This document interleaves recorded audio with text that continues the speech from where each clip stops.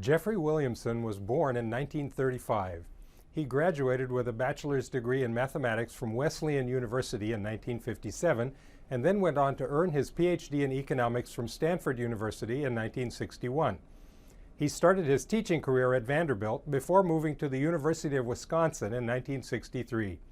Since 1972, he also has held a faculty appointment at Harvard.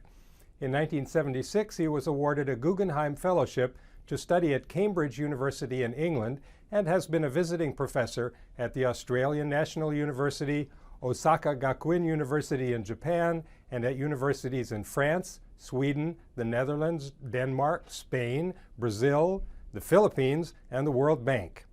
He retired in 2008 to become a professor emeritus. This article, published in 1988, cites both Kingsley Davis and Adna Weber and builds on their studies of urbanization. Williamson's aim is a careful documentation of the urbanization process in England over a 200-year period. It is important because England was one of the first countries to transform itself from a pre-industrial society to a truly urban society, with a majority of its population found in urban areas. Williamson traces the various processes that combine to produce this transformation. In the work of Kingsley Davis, Adna Weber, and others, Jeffrey Williamson paid special attention to the urbanization of England in particular. England is an important case because it was one of the pioneer countries leading the way into what has become known as the urban industrial transformation. British cities and factories were among the first to develop, and the fact that cities and factories tended to develop in parallel, just as noted by Weber for the United States, contributed to the idea that there was a normal process of development that involved both industrialization and urbanization going hand in hand. In this article, Williamson is not interested primarily in this question about parallel dimensions of a larger development process. He is interested above all in the details of the urbanization process itself. Near the beginning of his article, he spells out the main question he wants to answer. Quote, "Did England's cities grow by immigration or natural increase?" Unquote. Reflecting the fact that England was one of the first countries to begin urbanizing, Williamson's information comes from the century between 1776 and 1871, ending about 150 years ago. He cites previous work, particularly a study by Nathan Kafitz, that suggests a general answer to his basic question about whether cities grow by in-migration or by natural increase. At first, when cities are small and lots of people still live in rural areas, migration into the city tends to dominate the process.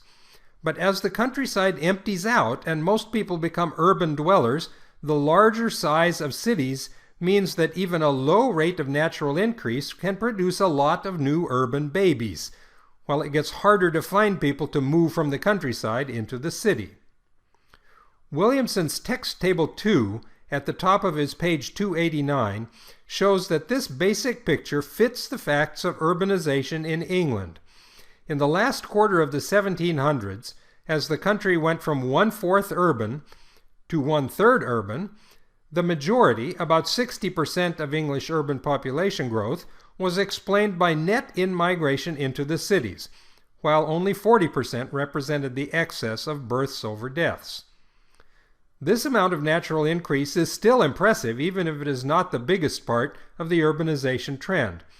After all, in many pre-industrial cities, the death rate was higher than the birth rate. This can be caused by an imbalance in the sex ratio if the city has a lot more men than women, since this will make the birth rate artificially low.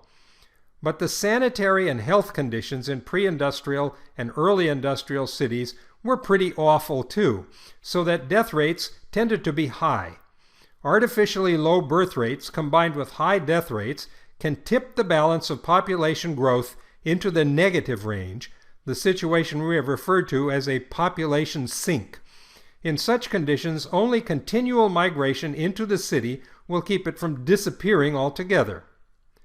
The more detailed Table 2 on his page 290 shows numbers of people in thousands added to the urban population in each 5-year period. Since at least the time of the American Revolution, English cities appear to have been growing by both natural increase and net in-migration. At the earliest dates, most of the growth came from rural people moving to cities. During the first half of the 1800s, this share of urban growth due to net migration began to decline, and the share due to an excess of births over deaths began to expand. By the third quarter of the 1800s, the situation had reversed, so that 60% of the total urban growth was due to natural increase, and only a minority of the change could be attributed to net in-migration. Just to be complete about it, Williamson also provides a similar detailed table for the rural population on his page 291. It is interesting to compare the immigration numbers in column 4 of the two tables. If it were only a question of people moving from the countryside into the cities, we should see a negative number for each 5-year period in the rural population table that just matches a positive number of the same size for those same years in the urban population table. But if you look closely at this rural population table, you will see that during most 5-year periods, the negative numbers here involve more people leaving than we find arriving in the cities. The difference means that some people were leaving England altogether during these decades, moving to Australia or India or South Africa or Canada or other English colonies. They were leaving from both rural and urban areas, so it is important to keep in mind that both the rural population losses and the urban population gains are net of any such international migration. Natural increase became more important as a source of urban population growth in England for two reasons. First, there is the point that Williamson took from Chaffetz and other writers, that as the urban population itself gets bigger and bigger, the same birth rate will produce more and more babies. But Williamson also shows on his page 292 that while urban birth rates did stay pretty much the same over this 100-year period, the death rate fell continuously during these years. Since natural increase measures the gap between birth and death rates, if the death rate falls, then this gap representing the rate of natural increase will get larger, even with a constant birth rate. His text table on page 292 shows that due to this falling death rate effect, the rate of natural increase actually almost doubled in English cities during the period he studies. Combined with the growing size of city populations, it is easy to see why this rising rate of natural increase could become the dominant source of continued urban population growth. By the end of his observation period in 1871, Williamson shows us that England had reversed the urban-rural balance from only about 1/4 of its population in cities to about 2/3 of its population urban. Mainly due to migration at first, but eventually due simply to more and more babies born to urban residents within the expanding cities, England had become an urban society. Showing how England became an urban society, with a growing majority of its population in cities after the late 1840s, Williamson compares this English history to similar transformations still going on in parts of the Third World today. As we will see in future readings, these contemporary urban transformations have worried many scholars of the development process, but Williamson's historical evidence leads him to suggest that the urbanization process hasn't changed much over the past 200 years, wherever it takes place. On his page 292, he reviews the numbers from his table about urban population growth for England, showing that immigrants from the countryside added between 1% and 2% growth to English cities per year through most of the 1800s. By comparison, he cites similar rates of increase, averaging 1.8% per year, from immigration into the cities in 29 Third World countries between 1960 and 1970. So in terms of the flow of people shifting from the countryside into the city, these developing countries don't look much different from England a century earlier. There is a difference between these countries and these centuries, though. As Williamson shows us in these same passages, the total growth rate of Third World cities that he observed in the 20th century was almost 4.5% per year, a terrific rate of compound interest that will double any city's population in less than 2 decades. By comparison, English cities in the 1800s were only growing about half as fast, at 2.5% per year, enough to double their size every 40 years or so. This contrast in growth rates is easy to explain. The third world cities in the 20th century inherited a whole extra century of hard-won knowledge about sanitation and medical discoveries, allowing their death rates to fall to levels far lower than the death rates in English cities 100 years earlier. This advantage opened a much wider gap of natural increase in the third world, both urban and rural, so that growth in third world cities has been dominated almost from the beginning by natural increase of the population already there. So while rates of in-migration from the countryside did not change much over this century, rates of natural increase make the two contexts strikingly different. Not only are the third world cities growing much faster overall, but a higher rate of natural increase in rural areas means that even if some people migrate from the countryside into cities, the rural population in many cases continues to grow anyway, getting larger and more densely settled in spite of that outmigration. After making his comparison between England in the 1800s and the third world countries in the 20th century, Williamson returns to his English historical data to make another important point about urbanization. This point brings out the importance of what demographers everywhere regard as the secret password of their discipline, namely age structure. Age structure refers to the relative shares of people found at different ages. If you encounter data on populations that does not include information about how old the people are, you can guess that probably no demographer has come near these data. In particular, Williamson gives us a fine illustration of one of the most reliable, regular patterns almost always found in population statistics, the age profile of migrants. Migrants generally overrepresent the young adult ages. These young, energetic, healthy, and often unattached people have the most to gain and the least to lose by pulling up stakes from wherever they happen to be and moving to a new address, a new city, or even a new country in order to chase their dreams and take advantage of new opportunities. Williamson's English data show this pattern very clearly. His Table 9 shows that throughout the mid-1800s, over half of all the net migration to English cities concentrated between ages 15 and 30. By contrast, these same cities were actually losing more people than they gained at ages above 30 or so. It's the important point that a lot of these young adult migrants were coming as families to the cities because a significant share of migrants also were their children. Several important consequences come directly from this typical age pattern of migrants to English cities. We will consider one of these here, but the rest we will save for the final part of this lecture. One major reason that demographers pay so much attention to age structure is that vital events that shape a population, the births and deaths, tend to concentrate at different ages. For example, most childbearing takes place among women during young adulthood, precisely the same ages where migrants tend to concentrate.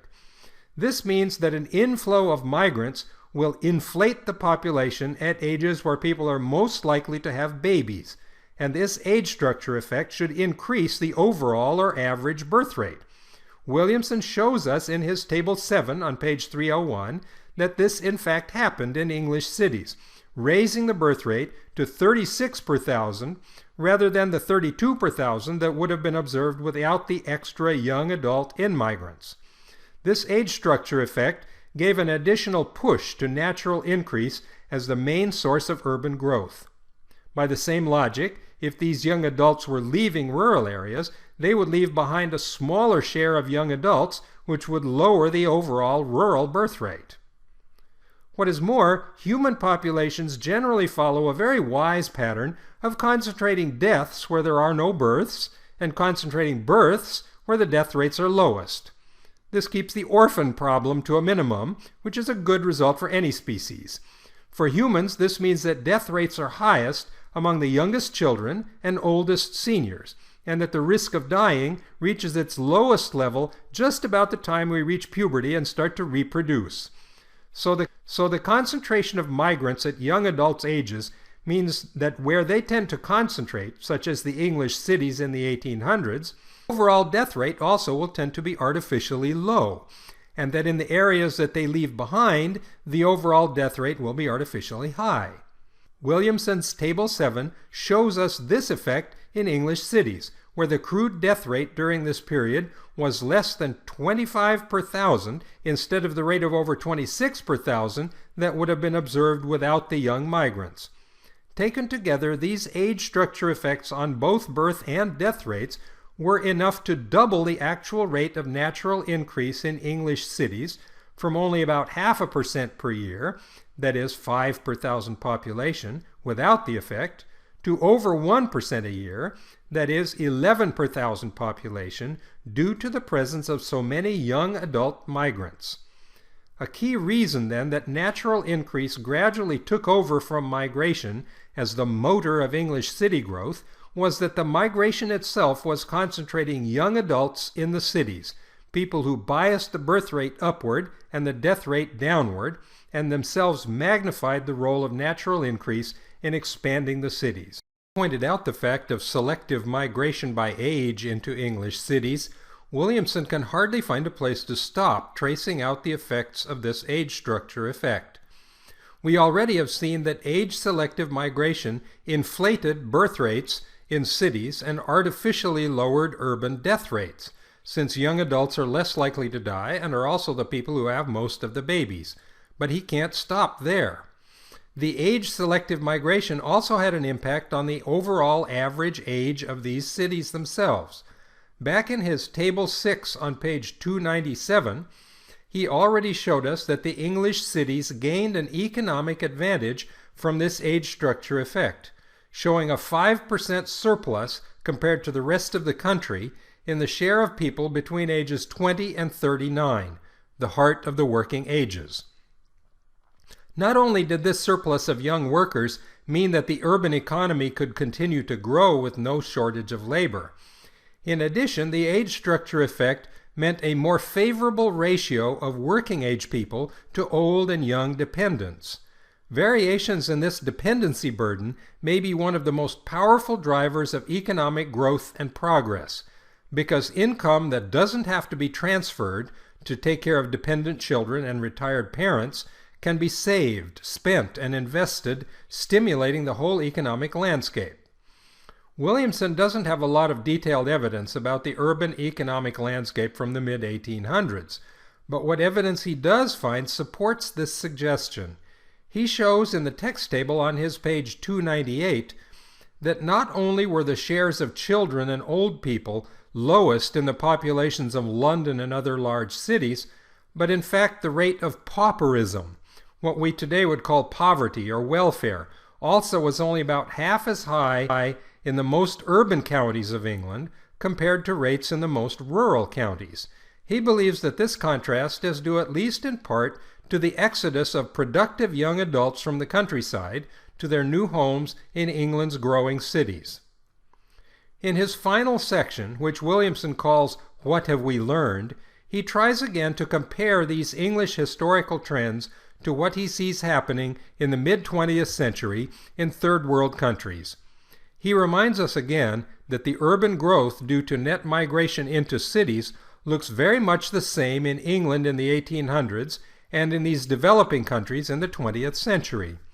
Then he observes that because the English rural-to-urban migration was age-selective, it apparently contributed to the gradual shift to natural increase as the main motor of city growth by inflating birth rates and lowering death rates. The growing power and importance of urban natural increase, he says, meant that, quote, it became increasingly easier for cities to fill job vacancies with native-born workers, and immigration slackened as a result, unquote. This final conclusion from his article makes it sound as though migration from the countryside into cities is mostly what economists would call a pull phenomenon, that people see unfilled jobs and new opportunities in the cities and move there to take advantage of them. When natural increase takes care of this demand for labor, and there are fewer such open positions, in-migration just tapers off and fades out of the picture. We will see in future readings that this is not a very good description of contemporary urbanization trends in third world countries, and so we will be exploring later why not, and what additional insights we need in order to understand this difference.